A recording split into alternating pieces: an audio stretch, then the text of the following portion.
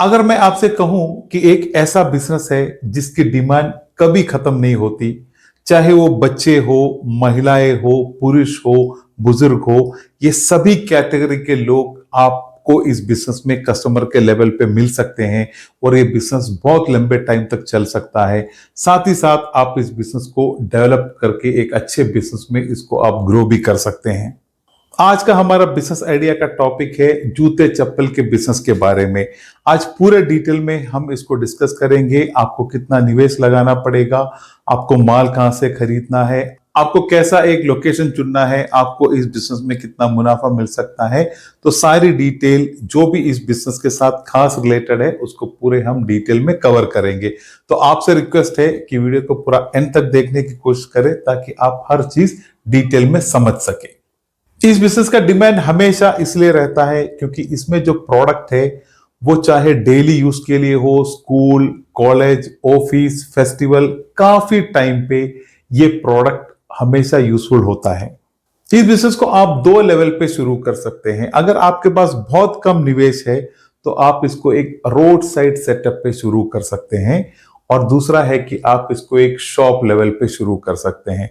तो आज हम इसको एक शॉप लेवल पे कैसे शुरू करेंगे उसके बारे में डिस्कस करेंगे, क्योंकि मैं आपसे ये कहता हूं कि अगर आप एक बिजनेस शुरू करते हैं तो मैक्सिमम कोशिश करें कि ये बिजनेस को आप एक शॉप लेवल पे शुरू करें, क्योंकि उसका कुछ अलग फायदे हैं। क्योंकि आप वो बिजनेस को ग्रो कर सकते हैं, आपका एक परमानेंट लोकेशन होता है, आप थोड़ा सेफर लेवल पे वो बिजनेस कर सकते हो। तो कुछ ऐसी बातें होती है कि आप अगर शॉप लेके करेंगे तो सबसे बेहतर रहेगा। लेकिन अगर आपके पास बिल्कुल ही कम निवेश है और आपको बिजनेस करना भी है लेकिन आपके पास शॉप लेने का ऑप्शन नहीं है, तो मैं कहता हूं आप थोड़ा टाइम के लिए भी सही एक रोड साइड पे इस बिजनेस को शुरू करके फिर आप आगे जाके फ्यूचर में एक शॉप लेके भी शिफ्ट कर सकते हैं। और शॉप हमेशा ऐसा थोड़ा पब्लिक एरिया में होना चाहिए जहां आपको कस्टमर हमेशा मिल सके। जैसे कि कोई मार्केट के, कोई मेन मार्केट के एरिया में, कोई कॉलेज स्कूल के आसपास, कोई शॉपिंग कॉम्प्लेक्स के आसपास, कोई बड़े मार्केट या मेन मार्केट के आसपास, कोई एक अच्छे टाउन या सिटी में, इस तरह जहां आपको कस्टमर आपके पास आने की पूरी सुविधा है, ऐसे जगह पे आपको एक शॉप लेना बहुत अच्छा रहेगा।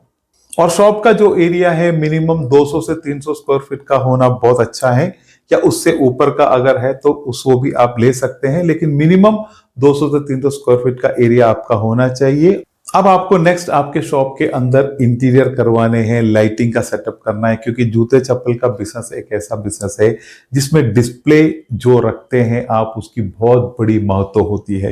क्योंकि जितना अट्रैक्टिव आपका शॉप लगेगा उतना अच्छा कस्टमर आपके शॉप पे अट्रैक्ट होंगे, और जो भी प्रोडक्ट आप आपके डिस्प्ले में रखे हैं वो बहुत अच्छी तरह कस्टमर को दिखाई देंगे, और कस्टमर हर एक एरिया से वो कस्टमर को आकर्षित भी लगेंगे। तो डिस्प्ले रखने में बहुत इंपॉर्टेंस आपका लाइटिंग और इंटीरियर का है। अब नेक्स्ट है कि आपको आपके शॉप के लिए स्टॉक लाने हैं, आपको मटेरियल खरीदने हैं।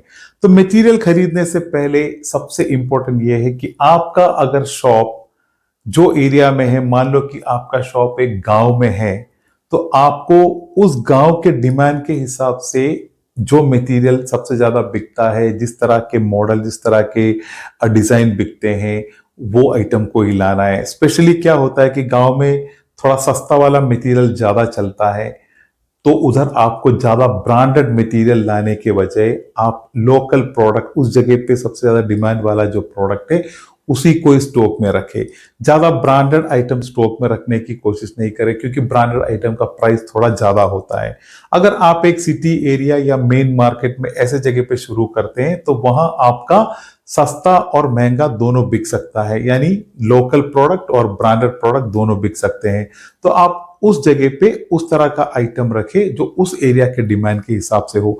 तो ये बहुत इंपॉर्टेंट है कि जब भी आप इस तरह के एक जूते चप्पल के बिजनेस खासकर शुरू करते हैं तो ये गलतियां कुछ लोगों से हो जाती है कि वो मार्केट के डिमांड को समझे बिगर वैसे पूरे आइटम के लॉट ला के स्टॉक में रख देते हैं। ये आपको नहीं करना है, क्योंकि सबसे इंपॉर्टेंट है जितना फास्ट आपका मटेरियल बिकेगा वो आपके बिजनेस को बहुत तेजी से आगे बढ़ने में हेल्प करेगा। तो हमेशा जब भी मटेरियल रखते हैं उस एरिया में क्या आइटम चलता है उसके बेस पे ही आपको मटेरियल खरीदना है।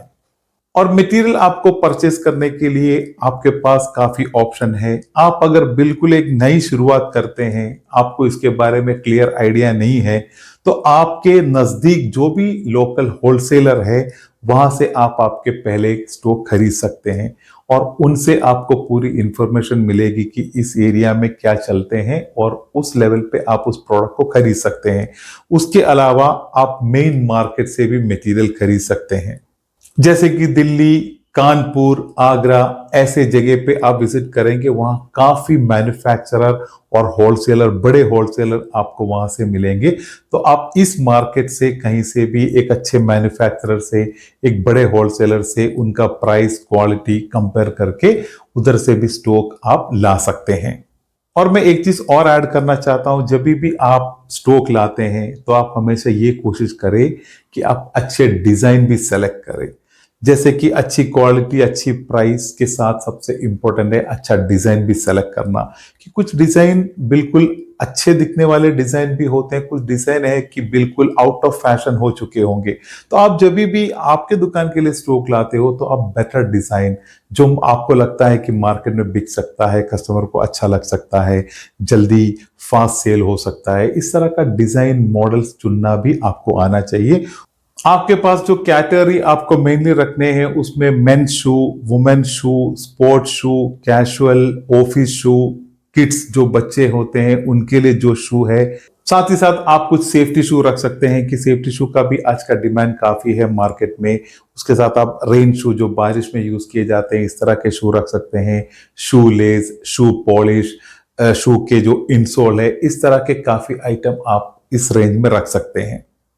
शुरुआत में आपको ये आइटम रेंज से शुरू करना बहुत अच्छा होगा और उसके बाद जब आपका बिजनेस आगे ग्रो करेंगे, जब आपका बिजनेस थोड़ा एक स्टेप आगे बढ़ता है तो आप उसके साथ और भी कुछ प्रोडक्ट ऐड कर सकते हैं, जैसे कि आप बैग्स ऐड कर सकते हैं जिसमें स्कूल बैग, ट्रैवल बैग, इस तरह के बैग्स हो, वैलेट हो, लेदर बेल्ट हो, वॉच हो। ये सभी आइटम जो है इस कैटेगरी के साथ बिकने वाले आइटम है, लेकिन आप शुरुआत जब करते हैं तो सबसे बेस्ट रहेगा कि आप जूते चप्पल की कैटेगरी से शुरू करें और ये आइटम्स को आप फिर आपके बिजनेस में चाहे तो ऐड कर सकते हैं।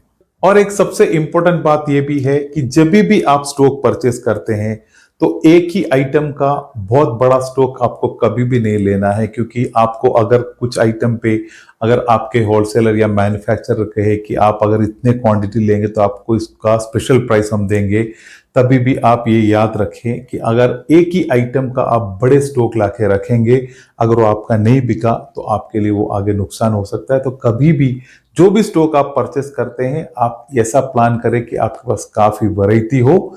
एक ही आइटम का बहुत बड़ा स्टॉक आपको कभी भी इस बिजनेस में नहीं लेना है। इस बिजनेस को जो हम अभी डिस्कस किए थे, इस तरह का एक बिजनेस आप 3 से 5 लाख तक के इन्वेस्टमेंट में बहुत आसानी से शुरू कर सकते हैं। 30% से लेके 50% तक के बीच में आपको इस बिजनेस में मुनाफा भी होता है।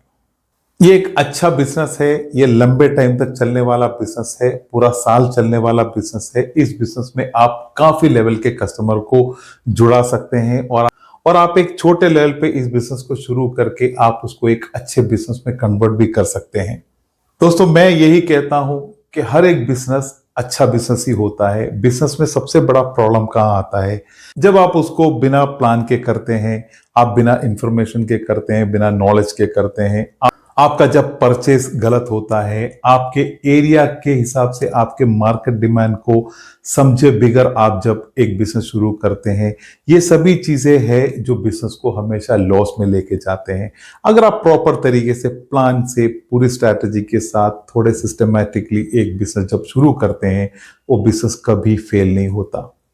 और सबसे बेस्ट यही है कि आप जो भी बिजनेस शुरू करते हैं उसको एक छोटे लेवल पे शुरू करके उसको स्टेप बाय स्टेप आगे बढ़ाना ही सबसे महत्वपूर्ण चीज होता है। और मेरा भी यही सोच है कि जो भी एक्सपीरियंस बिजनेस रिलेटेड जो मैंने 20 साल से मुझे जो मिले हैं, क्या एक्सपीरियंस मुझे मिले हैं, क्या चीजें मैंने समझी है, उन चीजों को आपके साथ इस प्लेटफॉर्म पे शेयर किया जाए ताकि आपसे उस तरह के मिस्टेक नहीं हो और आप एक अच्छा बिजनेस की शुरुआत कर सके और उसको सक्सेस की तरफ आप ले जा सके। तो यही था आज के वीडियो के टॉपिक के बारे में। इससे रिलेटेड आप पे कोई भी फीडबैक हो, आपके कोई भी क्वेश्चन हो, आप प्लीज कमेंट में मुझसे शेयर करें। अगर वीडियो आपको अच्छी लगी हो, इंफॉर्मेटिव लगी हो, तो जरूर एक लाइक कर दे। तो मिलते हैं एक बेस्ट बिजनेस टॉपिक के साथ। तब तक के लिए धन्यवाद। जय हिंद।